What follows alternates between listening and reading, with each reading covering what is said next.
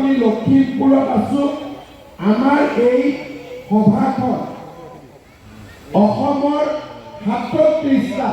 বিধানসভা সমষ্টিত উপস্থিত ৰাইজক প্ৰত্যক্ষ কৰি আছে অৰ্থাৎ আজিৰ সভাতে আমি অসমৰ ৩৭টা বিধানসভা সমষ্টিত ৫ লাখৰো অধিক লোকক আমি ৰেচন কাৰ্ড প্ৰদান কৰি লখিমপুৰৰ ৯,৬৬১ গৰাকী হিতাধিকাৰী আৰু ৩,৮২২টা পৰিয়ালে আজি নতুনকৈ আমাৰ ইয়াত ৰেচন কাৰ্ড পাব। ইয়াৰ উপৰিও বজালী জিলাৰ ভবানীপুৰ সৰভোগ সমষ্টি, বাক্সা জিলাৰ বাক্সা সমষ্টি, কাছাৰ জিলাৰ আটাইকেইটা সমষ্টি, চিৰাং জিলাৰ আটাইকেইটা সমষ্টি, ধেমাজিৰ আটাইকেইটা সমষ্টি আৰু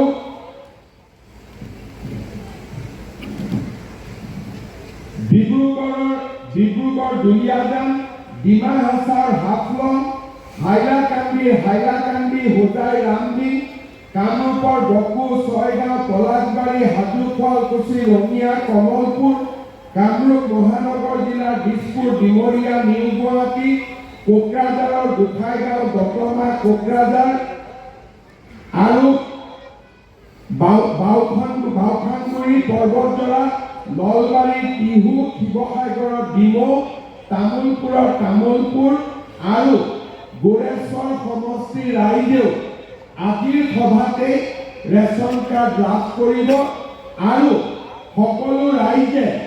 এই ৰেচন কাৰ্ড ল'বৰ বাবে আজি এই সমষ্টিসমূহত উপস্থিত আছে। মই লখিমপুৰৰ পবিত্ৰ ভূমিৰ পৰাই ৩৭টা সমষ্টিত উপস্থিত থকা সকলো ৰাইজকে মোৰ প্ৰণাম জনাইছো। আমি লখিমপুৰৰ ছোৱালীক লখিমপুৰতে যাতে আমি পঢ়ুৱাব পাৰোঁ। শ্ৰদ্ধাৰ ৰাইজ, বিধায়ক মানৱ ডেকাৰ প্ৰচেষ্টা বগী নদীত আৰু নৱ দলে ডাঙৰীয়াৰ প্ৰচেষ্টা বগী নদীত ১৫ কোটি টকাৰে ৭০০ আসন বিশিষ্ট এটা অত্যাধুনিক প্ৰেক্ষাগৃহ নিৰ্মাণ হ'ব। তাৰো আজি আমি একেলগে ইয়াতে আধাৰশিলা স্থাপন কৰিছোঁ। শ্ৰদ্ধাৰ ৰাইজ, আজি যদিও আমি লখিমপুৰত আছো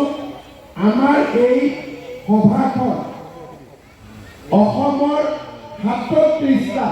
বিধানসভা সমষ্টিত উপস্থিত ৰাইজক প্ৰত্যক্ষ কৰি আছে অৰ্থাৎ আজিৰ সভাতে আমি অসমৰ ৩৭টা বিধানসভা সমষ্টিত ৫ লাখৰো অধিক লোকক আমি ৰেচন কাৰ্ড প্ৰদান কৰি লখিমপুৰৰ ৯,৬৬১ গৰাকী হিতাধিকাৰী আৰু ৩,৮২২টা পৰিয়ালে আজি নতুনকৈ আমাৰ ইয়াত ৰেচন কাৰ্ড পাব। ইয়াৰ উপৰিও বজালী জিলাৰ ভবানীপুৰ সৰভোগ সমষ্টি, বাক্সা জিলাৰ বাক্সা সমষ্টি, কাছাৰ জিলাৰ আটাইকেইটা সমষ্টি, চিৰাং জিলাৰ আটাইকেইটা সমষ্টি, ধেমাজিৰ আটাইকেইটা সমষ্টি